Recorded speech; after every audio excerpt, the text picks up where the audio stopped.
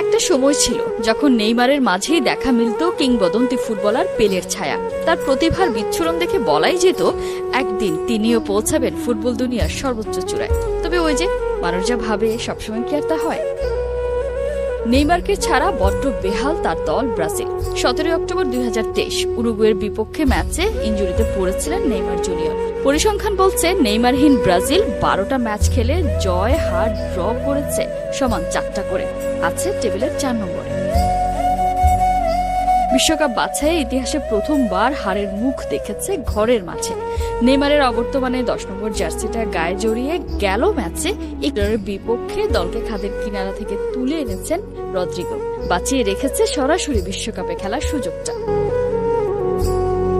এই যখন হাল, তখন নতুন করে নেইমারের আপডেট জানতে চাওয়া, কবে ফিরবেন মাঠে ব্রাজিলিয়ান সুপারস্টার। সবশেষ যা খবর তাতে স্বস্তিতে থাকার উপায় নেই ব্রাজিল আর তার ক্লাব আল হিলালের। বিভিন্ন গণমাধ্যমের খবর অনুযায়ী এই সিজনে আর দেখা মিলছে না মাঠে নেইমারের ম্যাজিক্যাল শো।